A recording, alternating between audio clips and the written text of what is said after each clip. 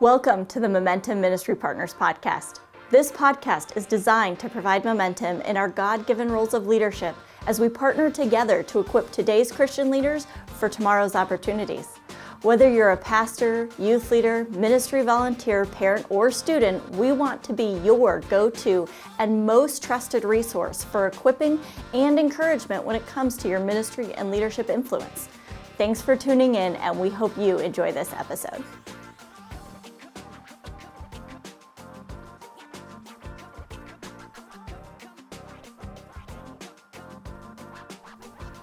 Hello and welcome to another Momentum Ministry Partners podcast. My name is Eric and I'll be your host for today's episode. I'm super excited to have Dave Nicodemus with us. He is a longtime friend of mine.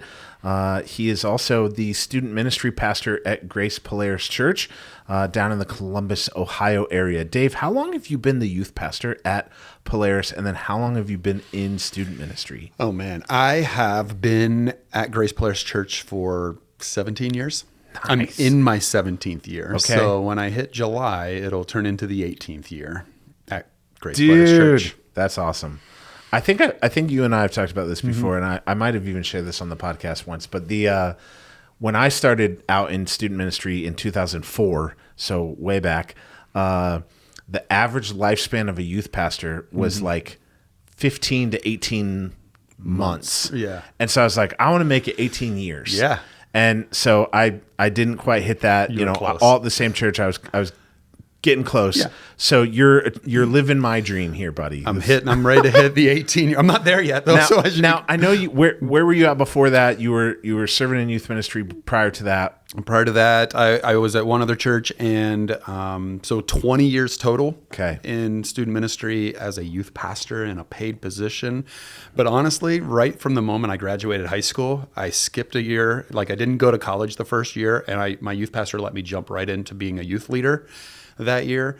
And then the moment I went to college, I jumped right into a church and helped serve in youth groups and even leading in all of those ways. So it's been 28 years of serving and leading in student ministries. That's epic. I love it. We would love nothing more. I know our hearts are aligned. We'd love nothing more than to see youth pastors have that kind of longevity. Mm-hmm. And so today we're just going to talk about that. We're going to talk about how do you thrive in student ministry? How do you stay plugged in for the long haul? Mm-hmm. Now, of course, we know that there are certain people that like God's going to call you to go plant a church or go into a different role, for sure. Maybe be a lead pastor, or whatever it is. But a big thing that we're seeing right now is a lot of student ministry pastors, they're getting burnt out. Mm-hmm. And so they're taking jobs at Starbucks, or they're going to do different things. And some of that, not all, we don't want to put everybody in one category, but some of that can often be you don't have other people to help speak into you, to encourage you, maybe to give you a different perspective or fresh set of ideas. Mm-hmm. So we kind of want to head that direction with this conversation today. We try to maybe come up with like a top 10 list. I don't know if we'll get there or not, but we may get through 10. We may get through 5. We may go to 15. Who knows? There you go. We might come up with other things. We'll see. For sure. We'll see how this plays out. So for those of you listening to this episode, get a pen out. Maybe create a new section on your note, on your Apple Note. But join us in this conversation as we do that. And also, I just want to say, if you're listening and you're like, that guy's voice sounds familiar, you're watching this, Dave is a longtime celebrity at Momentum Youth Conference. I know you wouldn't use that word, but I will, because you have there were days that it felt like it, though. You have had students ask you for autographs, which if you're on stage at Momentum Youth Conference, you have students get that. People will ask for the autograph. Yeah. You were one half of the Mark and Dave show, which was our session host for a very long time. I think we did it about 13 years. That's amazing. We were actually just maybe a year. Oh, no, I took the years off. We did it about 13 years. That's so good. Over a span of maybe 15 or 16 years. That's amazing. But yes. Yeah, it's amazing. And the best part is, like, people sometimes couldn't tell you apart. I'd have students that would come up to me. I thought we were brothers. And they were like, are you guys twins? Like, you don't even really look that much alike. We were just old and bald. And so, and Mark's not even completely bald. So he would take offense to that. And he has red hair. I don't have red hair. It's so funny. People don't. I mean, they just can't tell us apart, I guess. I love it. Yeah. All right. Well, let's dive in. Before we do that, I would love just briefly, and I know that you have done this before, but like if you can briefly kind of just share like when did you know that you wanted to go into student ministry, and then kind of share some of that. I know God did an amazing work in your life and even in your dad's life. If you just kind of share a little bit of that process and how God called you into student ministry. So it was probably between my junior and senior year of high school. Up until that point in my life, I had very little ambition, very little direction. My goals and my dreams in life were very small. I think they were good, but they were just small. I didn't see outside of my town. I didn't see any vision anywhere beyond that. I just really wanted to kind of just live and do what I saw was being done. And so it was between my junior and senior year that my youth pastor actually started to speak into my life in ways that he saw potential in me. He saw things in me that I didn't see in myself, and started to give me opportunities to do things that honestly I thought I had no business having a part in and doing.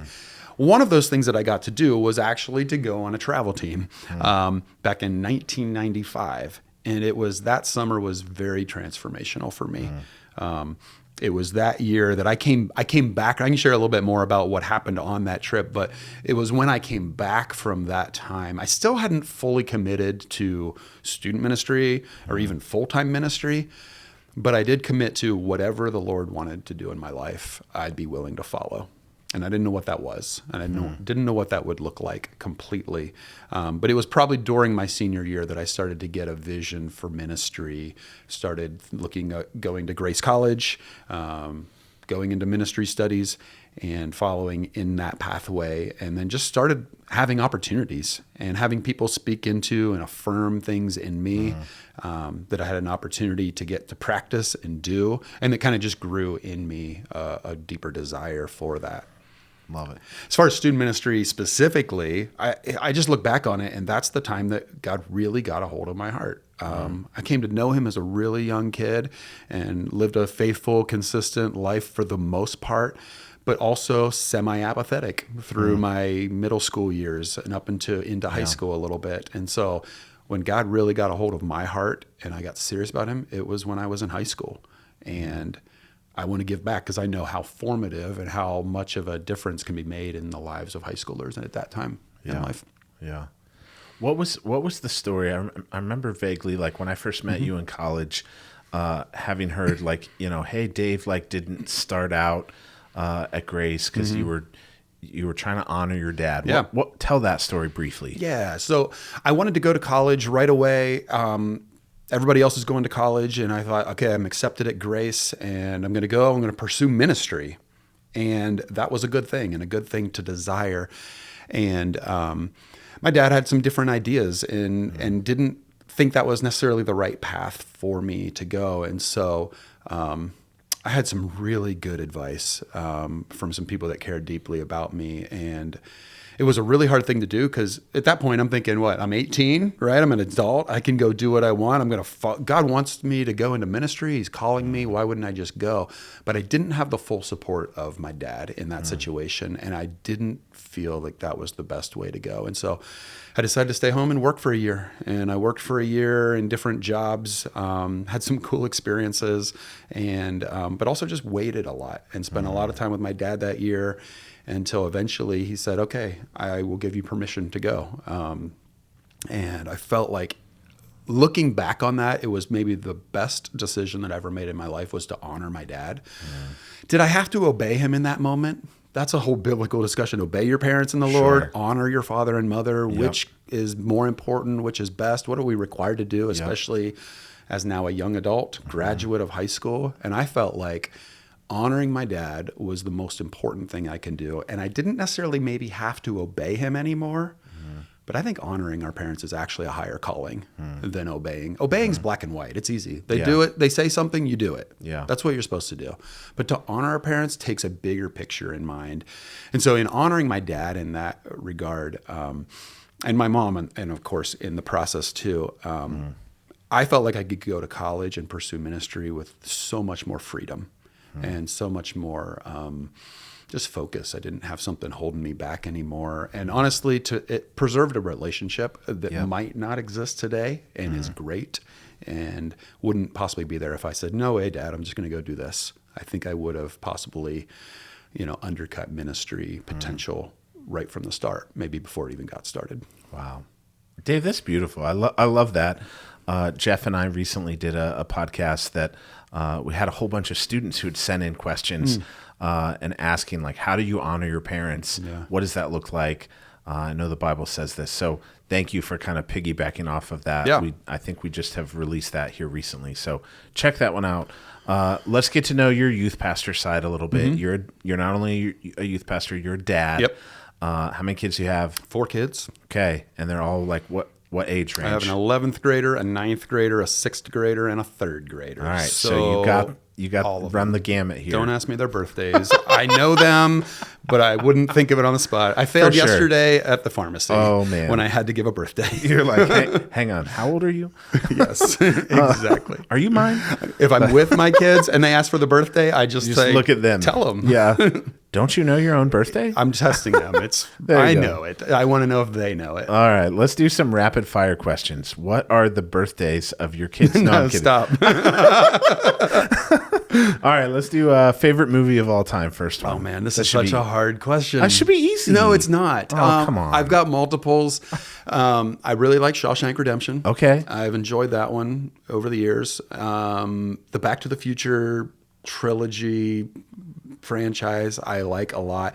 But really, my favorite movie is any movie that I don't fall asleep during. Oh, okay. That's my criteria of a good movie. A good movie is a movie that I don't fall asleep. And if you watch movies with me often, you would know that I fall asleep in a lot of them. So if I stay awake, it's a good movie. If I don't fall asleep and if I cry, it's a great movie. Okay. I will often be moved to tears in movies if it's a good movie. And the ones that do that to most are father-son relationships or father-child relationships. So if you can work a movie that has that and keeps me awake. So Minions? Nope. No. I don't even know if I haven't even attempted it. I know I would fall asleep probably. No, one movie, the Dennis Quaid movie, The Rookie. Yes. Oh man, I cry every time. That's awesome. I have even cried telling people that actually is about a good movie. Why I cry about that really movie. A good movie. When he calls his son and says, "I've made it." Yeah. I just start to get choked up. I've started to tell that enough that I don't get choked up anymore. But the first couple of times I told somebody, I started like crying, telling them. I'm a softie. I get that. All right. Yep. Let's move on before we both start crying. Lifetime supply of anything, what would it be? Oh, man. Can I pick something intangible like patience or energy or those kind of things? Sure. I would like to have an unending supply of those things. Right. If we're talking like tangible things like food or something, give me pizza. Yep. Give me a free Starbucks latte every day. I would love that. I wouldn't have to make it. I don't have to pay $7 for it. I can customize it and then just go pick it up. So give me one of those every day. All right. I like it. Recent media binge, a show, an app, social media, movie. Steelers free agency rumors. Okay. All right. Fantasy baseball draft preparation. There you go. There's not a lot of like shows that I binge. Fair. The joke that Carly has for me, Carly's my wife. I don't think we talked about my kids, but not her. Yeah. We've been married. Carly actually works for Momentum too. So hi, Carly. And we've been married 20 years. There you go. And it's fantastic. But she makes fun of me in that every show that I like to watch gets canceled. And so I start watching a show and then they end it early and it never has a real ending, or they wrap it up way too fast. Wow. Because she just thinks I watch stupid shows that aren't good. And they're usually time travel related or a little sci-fi-ish, like Quantum Leap, I don't think is coming back. The new rebooted version, La Brea. I just finished those, so I feel lost right now that I don't. Lost is another good one. No, but I feel like I don't have a show right now because they wrapped those up way too quick because I don't think they wanted to finish them. Yeah. There was a show years ago called Flash Forward, and I got so hooked on it. I remember that one. And then it ended. Yeah. Like the season 1 ended on a cliffhanger and it never came back. That's every show that I choose to watch. And so I'm not good at picking shows. All right. We're going to move on because I'm afraid to even tell you shows that I watch because then if you start watching them, I'll start watching it and end it. Yeah. All right. If you could have dinner with any one person, past or present, who would it be and why? I'm just going to say my wife without the kids present. That so is that we such could have a good answer. Uninterrupted conversation. That is such a good answer. Thoughts. I'm not a great conversationalist in a sense that, I don't know. I don't feel like I ask great questions. And so like some person from history that I don't know if I'm curious enough. I would just sit there. I'd like to be at the table with other people maybe, but someone else is asking the questions. That is a veteran husband answer. Well done, sir. But I would like to just spend time with Carly without our kids interrupting and asking a question and ruining my train of thought. Well done. Because I'm slow to think of things to talk about at times. Man. Awesome. All right. Last one. Go-to video game growing up. Tecmo Super Bowl. Nice. Yep. I was secretly hoping you would say that. Tecmo Super Bowl. I played way too much time on that game. Yep. I was always the Detroit Lions in that game because Barry Barry Sanders Sanders was great. But my favorite player, Jerry Ball. He was the center, or the nose tackle rather, on defense. I could sack the quarterback every single play. Oh, man. He would have 150 sacks in a season. I'd always just rush the ball with Bo Jackson and crush people. Yeah, he was dominant. Love it. Legendary. Love it. All right, Dave, let's get into it. We're talking kind of a top 10 things that would come to our mind for you, especially as a longtime youth pastor, that you should be spending time on in student ministry. But like, let's categorize this and maybe not give the things like you should teach the Bible, you should have youth group on a weekly rhythm. Like, you should. Those are things that we're like, yes, we know. Let's go deeper, and maybe things that like, if you've been in youth ministry for a while, you're like, oh yeah, I forgot about that. Yeah. I should do that. Or if you're like new to student ministry, maybe something you wouldn't normally think about, or something that you're like, you kind of fell into naturally after doing it for a year. So again, I'll categorize things you should be doing as a student ministry leader, but you probably aren't, or maybe you forgot to. So I'll start. Here's one that you and I have talked about. Yeah. We've taught youth worker labs together at Momentum Youth Conference. We've done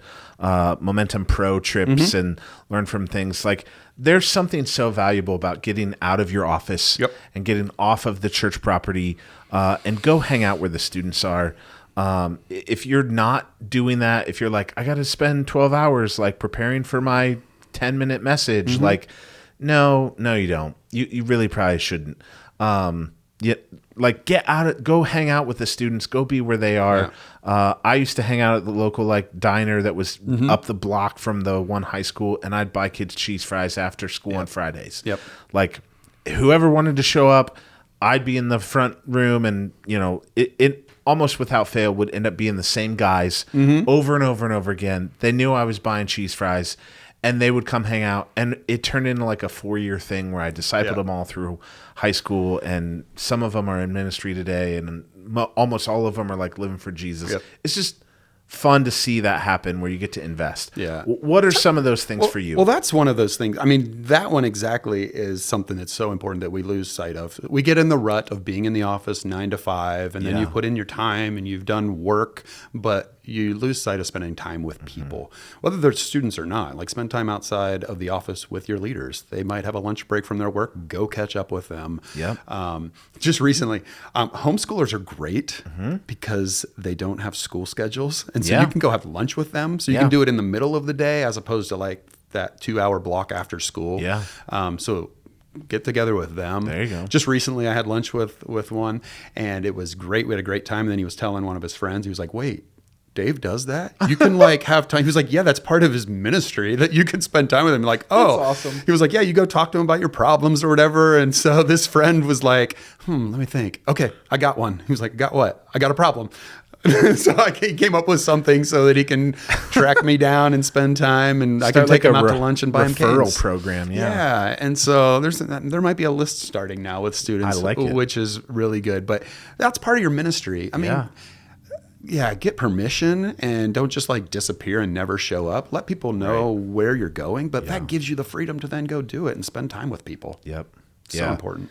Yeah, if you have like office hours that are set, and your senior pastor is requiring you to be around for meetings, obviously work within those bounds. But have a conversation like, hey, can I go catch the soccer game at 3:00 today after school, or can I go?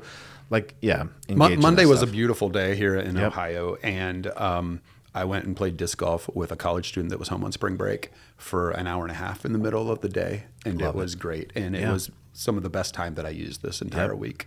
Yeah. Anytime two of the high schools that like most of our students were from, if they played each other in a sporting event, I was there. Yeah. Soccer, football, basketball, like to go to that event where you're going to see a whole bunch of your students at one thing. Yep. It was fun. Yeah. Find another, like, I don't know if this fits anywhere else in this conversation, so I just want to throw it out now. One of the things that I do on a weekly basis is I go to the school and I'm a lunch lady. I volunteer. I'm on the clock, but I'm also in the school. I get to know admin assistants, administration, but I also get to see all the students come through the line. And I do it every Wednesday. And so I'm there. That's awesome. I'm every Wednesday. I'm behind the counter. It gives me a reason to be there. I've had people before be like, come hang out at the school and do lunch. That's the most awkward place in the world. I hated the school cafeteria as a student, like standing there with my tray, not knowing where to go or who to talk to. Yeah. So now I have a reason to be there. I can stand behind the counter, but I can talk to every one of them as they come through the line and remind them, hey, most of them be like, hey, I'll see you tonight at youth group, or just to get to talk to them and catch up with them. It's a great excuse, and it's That's right in the middle of the day. Yeah. So volunteer at your school. Find, whether it's lunch or not, find a way to volunteer at the school. I love that. Yeah. I used to substitute teach, and then they would pay me to come on campus. That's great. There you go. Even better. I get paid in food. So if they have leftover food, I take it with me. That's awesome. All right. What else? What else you got? Like, what are some other things that kind of we should be spending our time on, but maybe we don't or forgot? Think about, sometimes it's easy to, again, a lot of this might be trying to break out of ruts. We don't want to get into a rut, but prioritizing creative elements in your student ministry. Try to think creatively. You want to connect with students where they are. You want to connect with the things that draw them out. Whether that's sermon illustrations, video content, different things, games, whatever. But I think one of the things in that is you want to create memorable moments. You want to create memorable moments that will stick with them, that will help them remember maybe the lessons that were taught or the challenges that you had. One example of that, just last night, we were teaching on the persistent widow from Luke 18. And she's coming to the judge, and you guys can look up the story in Luke 18 and know the story. But we're talking about being persistent in prayer and how much more God wants us to come to him. But we often want to come to God. We just forget. Right? We just forget. Like, I want to be a prayer. I just forget to pray. And so at the end of the time, I invited anybody that wanted to think of that one thing, that one person, that one thing, and then come up, and I had a whole bunch of Sharpies and just write a P on their hand. That was. Yep, Eric was wondering already, and people might ask, but I wrote a P on my hand, and that P reminds me to pray. That's all it is. Someone might ask me about it, but it's not because I don't want to pray for things. But every time I look at my hand all day long, I've been praying a lot today. Just because I have a P on my hand that reminds me to do that. It even reminds me a little bit of the creativity of Deuteronomy 6. Yeah. Write it on your doorposts, bind it on your heads or wherever on your heart. All these things like physical reminders that aren't required necessarily. I don't think that's the law that we follow. We have to do these things. I think it was creative, creating memorable moments that these things can stick with us so that we can be reminded to do the most important things. Yeah. Are you giving permission to get tattoos? Yeah. That's another episode. Well, maybe. If it reminds you, make it meaningful. Oh, man. Don't do something stupid. No, I love that because I think you're exactly right. Like when students know what to expect, they almost check out. So adding these creative elements keeps them on their toes. It keeps them engaged, especially in the culture that we live in today with social media and screens and all that. Their shorter attention span, but also the other side of that. Like, I love how you said, like, you know, you have a P on your hand. Yep. Wait a minute. AP. but the visual learners will get that better, or the people who like they need the audible like learning skill. Like, everybody learns and things stick with them in different ways. So creating those memorable moments, like you said, that's a big deal. Yep. Yeah. Yep. Cool. What else? At the same time, don't get so stuck on like, I have to be super creative in order to, and then you get so fixated on being creative that you miss the main things. Yes. That's good. Another good one is get help. That sounds so simple. I have gone through seasons in my life where I have felt like I have to do it alone. It's my job. It's what I'm paid to do. And so I have to be the one to do it. I have to be the expert at everything. Get help. Don't do it alone. If your church allows for an assistant, an admin assistant or something, do it. If you have to shift around some different roles for that person, it is worth its weight in gold to have somebody that handles the day-to-day logistics, administration things that'll make you last longer than you may ever realize. It's even a simple Acts 6 principle. The principle from there is the apostles were quickly like losing focus, I would say, of what they needed to do. They were distracted by all the needs in the church, and they find themselves not preaching the word and not praying. And so they needed to appoint some people that would wait on tables, that would do the day-to-day, the tasks, the serving, so that the apostles were freed up to do their job. And really, an admin assistant is a picture of that kind of person, a servant who comes alongside, not to do the things that are like less than you. They're actually just as important. They all promote the gospel going out. They all promote the word of God. It just frees you up to be able to focus a little more and not get distracted. For me personally, those administrative tasks, they're not my gift. They might be some people's gifts, so enjoy those, lean into those. They're not my gift. And so they're the things that bog me down to the point where I'm like, I want to quit my job today because I just can't book another bus and I can't call another place about you're all giving the me different flashbacks things. here. So I do have to handle my own email. Those are personal. I feel like I need to do that. But if you want to go fast somewhere, this is a principle that's really important. If you want to go fast somewhere, do it alone. You'll run really fast. You'll go somewhere. But if you want to go far and you want to go long, do it together. It might be a little slower. It might take more work. You've got to train somebody. You've got to bring them into your world and help them understand.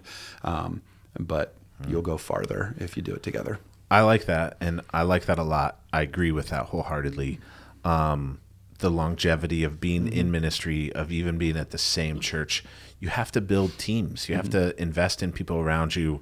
The phrase I like to use is like, that's thinking multiplication rather than addition. And so like, I might say like, okay, I'm going to get help and I'm going to hire an admin, but then it's going to let me do everything myself again. Like, well, that kind of missed the point. Like, build teams, give that stuff away. If people can do it 75% as well as you, or give it to them, let them do it, that kind of stuff. I've had seasons in ministry where I was the only youth pastor with no admin help. Seasons when I was focused on just the high school ministry, so only like half of the scope of ministry, but with no admin. Now I oversee like 5th through 12th grade, but have an admin. I would take a bigger scope of ministry with administrative help over a smaller scope of ministry where I have to do it all. So much better. So get other people to help you. And maybe if your church can't like have a paid person, gather a team of parents. There are parents that are like, I do not want to lead a small group. I do not want to be there on Wednesday night and stuff food in my face or anything like that. But I would love to help organize events, or I would love to help, make phone calls for you and those kind of things. So gather those people, find their giftedness and put them to use. That's good. Okay.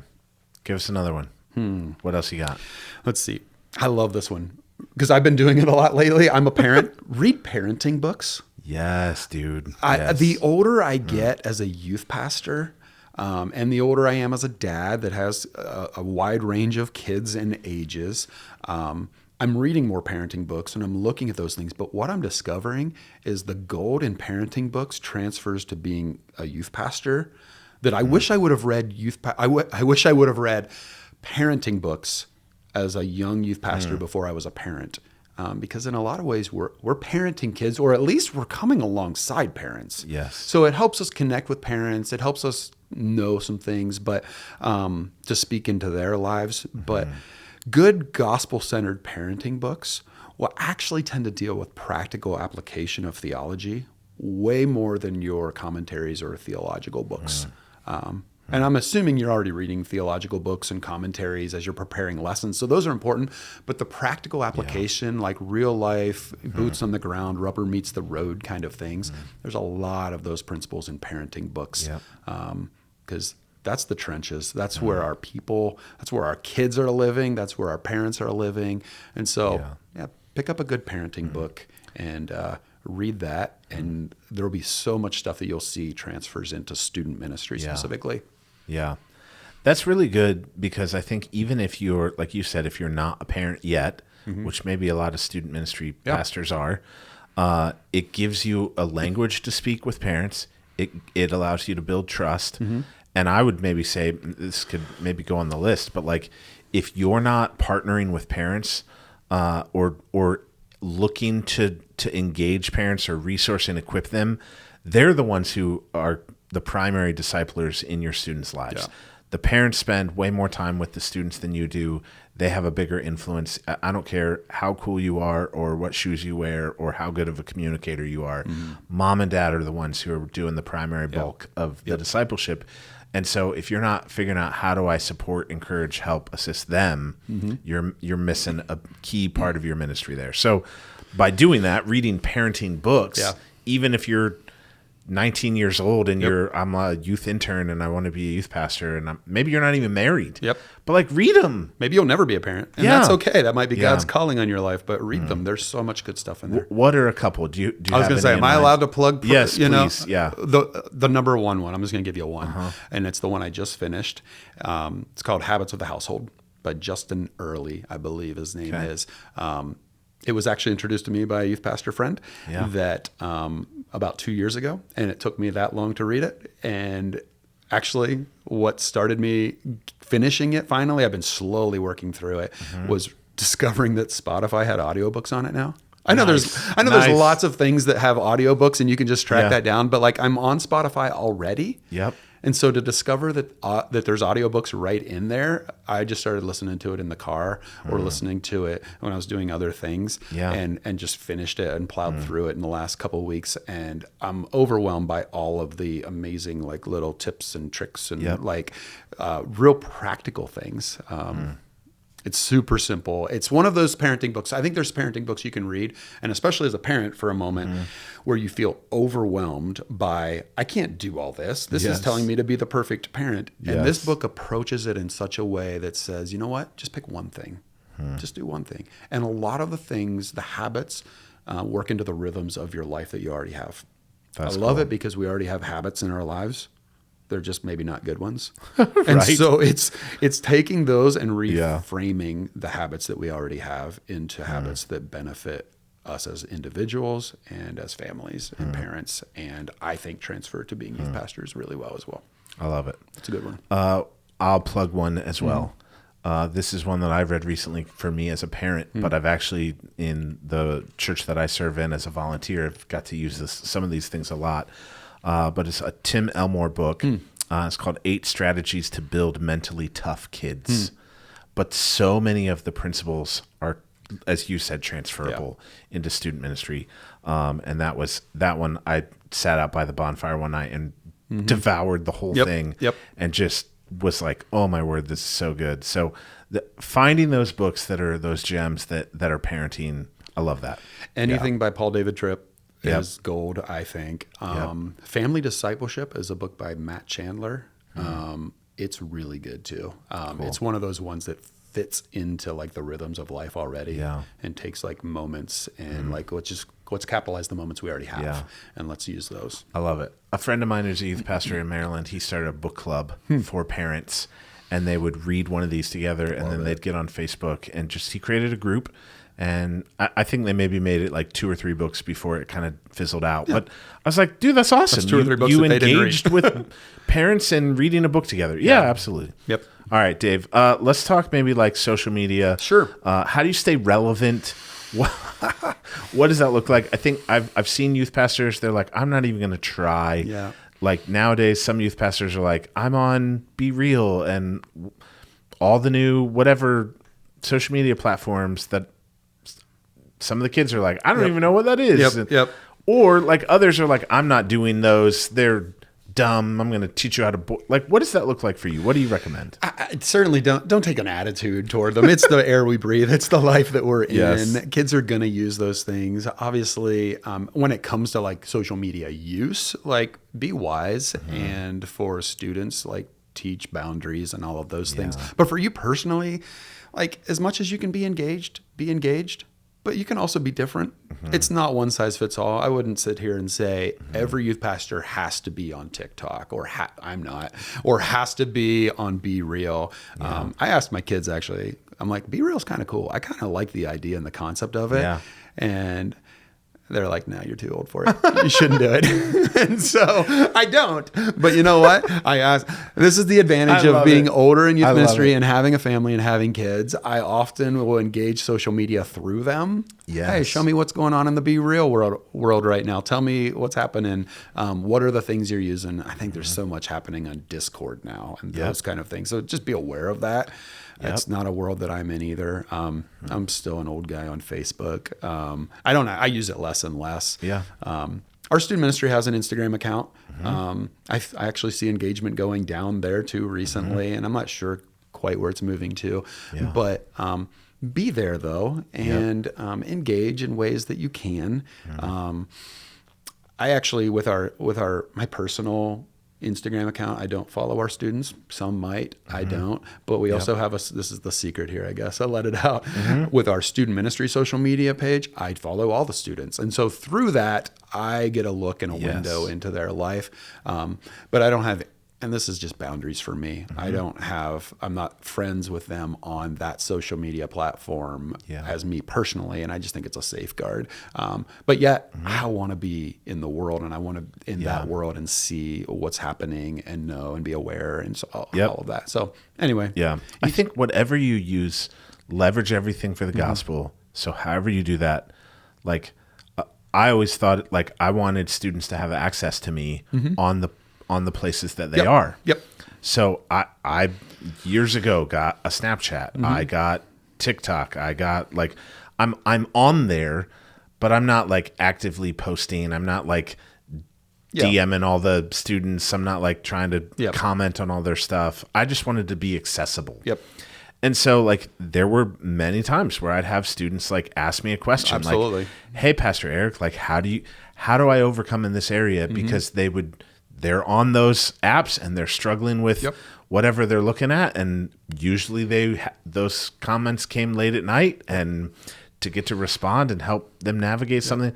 I loved that. And so, I'm there. And one of the things that I do, like, I guess Instagram is such that like I have to follow somebody or they can follow me, but we don't have to agree to be friends like Facebook is. So it's a little different. So I'll let anybody follow me. I'll let students follow me. So they have access to me, and they do. They send me messages. I rarely will initiate something through a DM or anything, but anytime they write to me, I'm responding and engaging in that way. It's good. And as a student ministry page, anytime that you can like celebrate them or like their post, they're going to see that. And that's like a reminder, but it's also an encouragement to them. Yeah. Very cool. Good. So I guess we'd kind of categorize that like learn and engage with social media, connect with your students, communicate. I mean, much like getting out of the office and getting into their world, that's another world to be in. And it's important that you have a presence there. It's important that you're there and accessible so that they can find you as they need. Cool. All right. Let's talk about music, culture, pop culture. Apparently whatever your TV show you watch, like it'll get canceled, right? So, I think this is a big one. Like for me, this was a thing. Like I love that you were saying like ask your students, even your own children. You were asking them about like social media. I did this with music. I would go to my students that I knew. I had a student who was like way into EDM, and he was like, "Can I bring like my boombox and have a dance party on the front porch?" I'm like, "Sure." Like. Go for it. Like, he wanted to play front porch? The front porch of the church. The front porch of the church. The front porch of like the youth room. And he'd have like a little dance party, and like all his buddies would do it with it. I'm like, this is awesome. Like, but I had students on my praise team that like, they would bring me, now I'm dating myself here, but they'd bring me like a mix CD of like their own stuff. Like these are things, create a Spotify playlist for each other, like ask questions about music. you're showing interest in what they like. And then I think when you genuinely like go, hey, I listened to that album, or I downloaded that song and I looked at the lyrics, it's beautiful. Like I can appreciate like what you see in it, or like engaging with them, like asking for what songs do you recommend, or what artists are you listening to right now? Like what's your go-to, or like, I'd say it's just a great thing for conversation, because they love music. Students love music. I mean, music is part of their language. So anytime you can affirm something that's good, do it. If you enjoy it, great. Yeah. It also gives you an opportunity to speak into their lives and be like, you know what?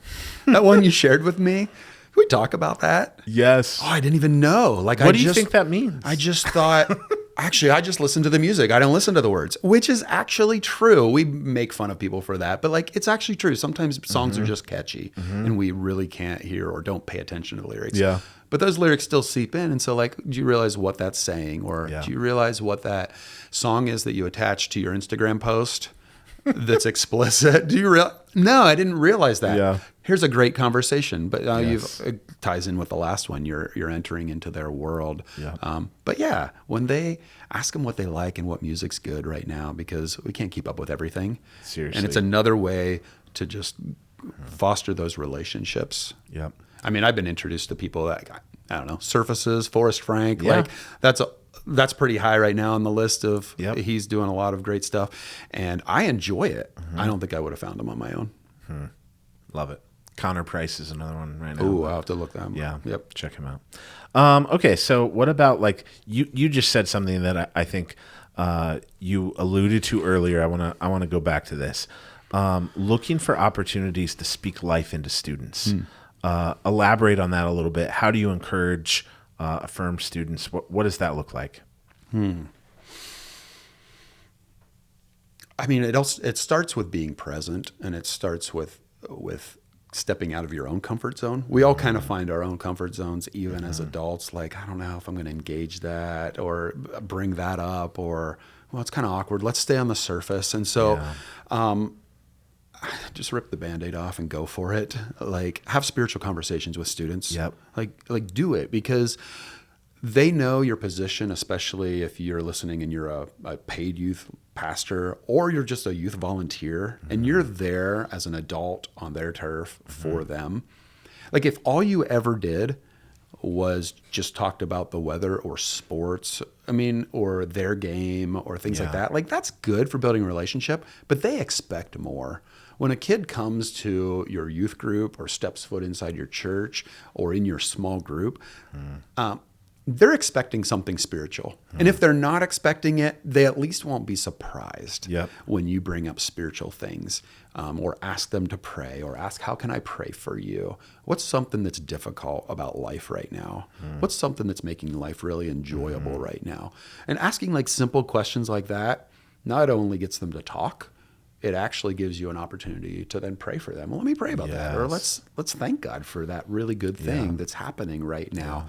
But have spiritual conversations. Like, bring up Jesus. And I know that sounds super simple as a youth pastor or a youth leader. Like, that's what we're there for. But it's so easy to lose sight of doing that in the busyness of organizing a program and running an event, and there's not much time, but they're there for that. Yeah. That's why they come. Yeah. And if that's not why they come, at least they won't, like I said already, at least they won't be surprised by it. Yeah. That's definitely falls into the category of like things that you probably forget. Yes. Or you get out of routine in doing. I think just to go like one step further in that conversation is like looking for opportunities to affirm what you see in those students. Yes. I mean, that's part of the reason I was asking you to share your story. Like, you might not even be in youth ministry if you didn't have a youth pastor who called some of those things out. My favorite thing to do was to do that in front of their parents. When I'd catch a student doing something like really well, I'm like, hey man, thanks for praying tonight at youth group. I know you've been nervous about doing that. And, I'd say that to them on a Sunday. So like a couple days later, but when I see them and their parents are standing there and then mom and dad are like, you prayed? That's awesome. Like then they're proud of them too. Yep. And the student feels good about that. Like, hey, thanks for how you led, and you just connected with that new student and you made them feel welcome. Thanks for doing that. Like, you speak life. Our words have power, and Yep. Especially when we're in a position of authority or like a spiritual leader, a parent. Yep. Like Yep. Your words have power and meaning, so use them well. Yeah, you catch someone serving, tell them how Yeah. proud of you, how happy you are that they're doing that, and they Yeah. found that to do. One time, and this is like in my working in the cafeteria and volunteering, I get to see students. So I saw this student like just going above and beyond, like cleaning up, picking up trash when he didn't even have to. And I texted his mom and was like, "Hey, I just want to let you know that your son is like doing a great job. I'm watching him right now. That's awesome. Clean up." And so it was such an encouragement and just Yeah. a way to be like, and she was grateful and thankful. Like, thanks for saying something. And Yeah. it boosts that relationship too. But Yes. yeah, Parents are probably more used to like getting the email from the Totally. teacher, like, "Hey, your son did this So, today. please fix this. This Oh, is wrong. boy. Have this Yes. conversation. But yeah, those are nice. brag messages. on good Yeah. things, catch them doing good things. Yeah, speak that life. Your words are way more powerful than you could ever imagine they are in someone's life. Good. What else? What else we got? This kind of goes with it. Some of these are the same things. Again, things that we forget. Yep. Things that we get busy doing because we get in the rut or we put our head down.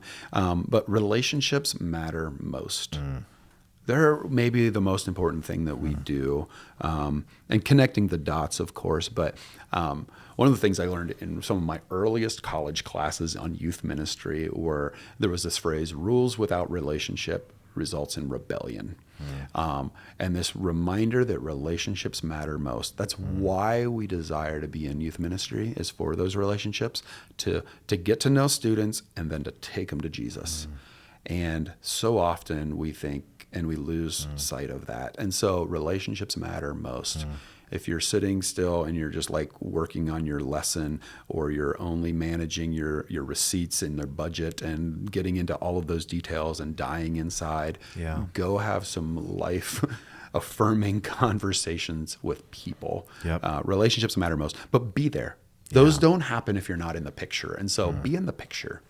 That means the good things, maybe the bad things. If they're struggling, if there's a family funeral, and you can show up at it. If there's an emergency that you can be present for.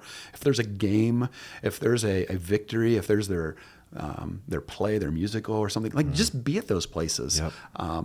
Being in the picture often will give you the opportunity for conversations later and the chance to then speak that life into them. And so we all want to get to that. That's like, good. I want to tell them about Jesus and speak life into them and point them to Jesus. Sometimes that never happens if you're not present and you're not consistently in the picture. And so I'd say never underestimate the power of showing up. Sending a text. Writing a note to drop in the mail. Like, let's go old school here and put a stamp on something and actually write it with your hand and send it to them.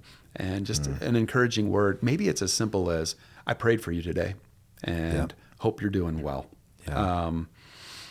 When you think of somebody, do that. Send them a text. When you're thinking of them, pray for them, and then send the text and just say, I prayed for you. Cool. Love it. That's really good. Any others? Let's see.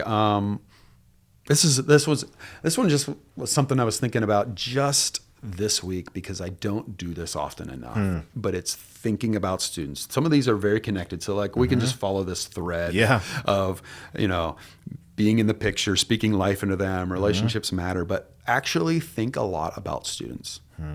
When they're not present or not in front of your face, you often don't think about them because you're not thinking, you're not picturing them, they're just out of sight, out of mind. I'm an out of sight, out of mind person. That's one of my biggest problems. Probably friends from college or family members or whatever. I'm terrible at keeping in contact with people because out of sight, out of mind. And so a regular practice is good to have is look at lists of students. If you're taking attendance, not for the sake of like compiling data and all of that, that's important. Do all that stuff or let your admin do that. But look at the lists, like read down over the list of names, get familiar with who those names are. Look at pictures. lists of names, things, dream and envision for them. What could I see them doing? How's God working in their life? Like as you think of a name, where have they been? I'm going to pray for them. Yep. I'm going to send them that text. But like the simple practice is to not tie it too much to all the other ones, but just think about students. Yep. Like actually think about them a lot. Take some time out of your day to be like, this is the time I'm just going to look at a list of names. I love that. We used to keep in my office, which I shared with some of my interns throughout the years, and we would actually keep lists of the grades or the events, the people who were going. Just when we'd walk into the office, we kept it on the door, like close to the bookshelf, and it was just a good reminder to pray over the people. Usually just pick a name or two, and then if you have like a designated youth area, man, fill it with pictures. Pictures of events, pictures of students, pictures of the fun moments, pictures of the serious stuff. Like even for the students, having pictures of themselves is a good reminder of like, oh yeah, where's that person? We haven't seen them around. And I remember that event. Like God really spoke to me there at the retreat or whatever it was. So I like that. Yeah. All right. Anything else, Dave? I think that's 9. Okay, if I'm 9. Keeping track. Ooh. Which means we got one more. Let me see. Because we said Let's a do top it. 10 list. We did say 1, 2, 3, 4, 5. You got it. One more. You got one more? Perspective. Ooh. Perspective. Keep everything in perspective. If you want to thrive and even survive, keep in perspective what you do. We're doing important work, but we're part of a bigger picture. And so keeping that in perspective that you are part of something greater. You as the youth leader are not their savior. Your ministry is not the savior. Jesus is. Yeah. So like big picture perspective, like take time often to step back and go, what's the bigger picture? I think when we get our head like in the sand or in the weeds or we stare at our computer too long, we lose perspective. Yeah. When we look at budgets too long or we look at details or all of the questions that come at us that we're asked to do, it can push out the most important things. But also keep in perspective that God has given us the gift of our churches. Our churches use all of the resources that are available at your church to take students to Jesus and then connect them to your church. Now you'll have students, and this took me a long time to get to, and I'm still not completely there, but you'll have students that won't engage in your programming, your youth group. For years, that drove me crazy. And for years, I would look at the students that didn't come to youth group as, they're not very good Christians. Right. And that's not necessarily true. Some of those kids that don't come to youth group, like they have very legitimate reasons why it doesn't fit or why it's not for them. I believe in youth group. I believe in that program and a student ministry. But God can use your church, use other opportunities to grow those students to be like Jesus. And so look at the bigger picture and have perspective. You'll have students that don't engage in youth group, but yet they're serving every week. Yeah. They are involved in the kids ministry and a key player in serving in that way. They might be working on the tech teams in the worship services or something like that. They might just be attending every week the worship services with their parents and growing in the Lord and doing great things. And they love Jesus a lot, but they don't come to youth group. Keep it in perspective that really, like, youth group is for a season. One of the greatest things that I ever learned that is really shaping my perspective says that youth ministry is for a season. Yeah. It's for like the adolescent years. Family is for a lifetime. So it's super worth investing in families because that's for their lifetime. But the church is for eternity. There's a book that I read. I don't know it off the top of my head to give credit. So I'm not taking it for myself. But like that line, when I read it, stopped me in my tracks. The youth ministry is for a season. Family is for life. But the church is for eternity. And so if I'm going to point kids to Jesus and take them to Jesus, like honestly, the biggest outcome and the best part about that would be if they are committed and involved in serving and love your church. Keep that in perspective because that will help you have like the longest lasting ministry when you love your church and you're getting kids connected to your church. Dude, I think you saved the best for last because that hits home with me and resonates in so many ways.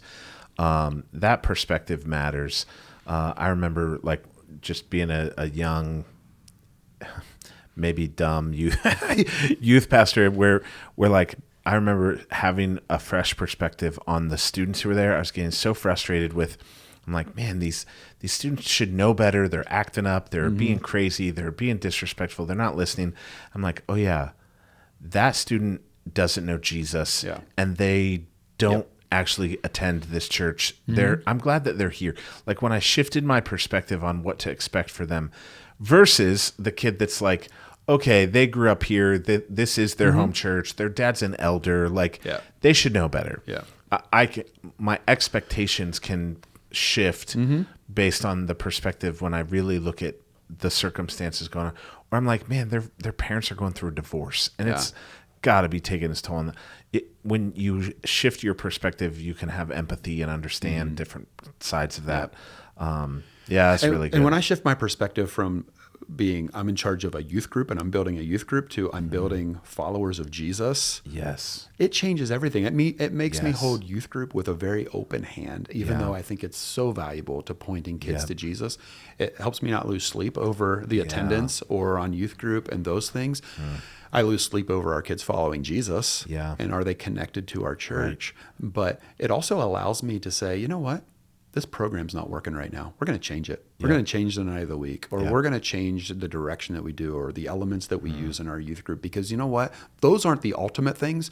We're just trying whatever we can to get to the ultimate things. Well, and your perspective even then leads, you're saying this, but I'll highlight, emphasize it, exclamation mark. Like when we want to make disciples of Jesus, that means we're not making disciples of our student ministry or of us. Yeah.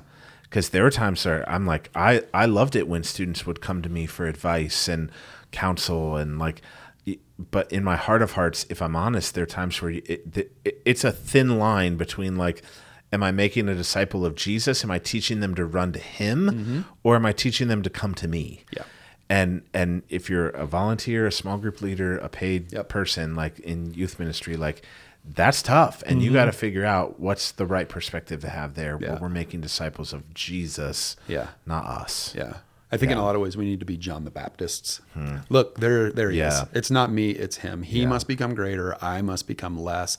Look, the Lamb of God who takes away the sin of the world. And we're just the middleman that's like pointing people to Jesus all the time. Good. Dave, this is so helpful. Any others? I think we hit 10. We hit 10, so maybe we just call it a day. I love it. I mean, I had more, but we can end there. We'll just leave the listeners. Maybe the listeners can add more. Maybe they can add more. Add more in the comments. Give us some. Send us some. If you have others, there you go. I like that. Yeah. We don't want to skip like prayer, the Bible. Like those things are important. Absolutely. For sure. We're not share the gospel. We're not trying to downplay any of that, but I think this is a super helpful list of things that maybe you forgot. If you've been in youth ministry for a minute, like, challenge yourself on some of these. Like, are you engaging in spiritual conversations? What is your perspective? Like, what resources are you using? Are you doing it alone? Like, go back and listen to this. There's probably one of those that maybe is a little bit convicting or you didn't like. Why? Because I don't want to do that. I like sitting in my office drinking coffee and I have a routine books. And it's good, and that would be a change, and that's difficult, but it's worth it. Good. Well, Dave, thank you so much for sharing your years of wisdom, and it's been fun to see all the ways that God's working in and through you, and so thank you for continuing to love student pastors and student ministry and pointing us towards him. So to our listeners, thank you so much for tuning in to another Momentum episode. If there is a topic or an area that we can help equip you and be a resource to you, seriously message us, reach out to us. info@buildmomentum.org is our email. We would love nothing more than to put some wind in your sail and encourage you however we can. Thank you for joining us for this episode. We hope you found it to be valuable. And if you did, would you share it with someone else in your network who might enjoy it? Also, would you please go on and subscribe, rate, and review it? That way you don't miss any more and somebody else will be able to find it too. Also, because we want to be your trusted resource, if you have a question or topic that you would like us to discuss on an upcoming episode, send that to us via email to info@buildmomentum.org or you can send us a DM on any of our social media platforms. You can find us there at Momentum Ministry Partners. Also, if you need more information on our ministry, be sure to check out our website at buildmomentum.org. Thank you so much, and we hope to see you next time.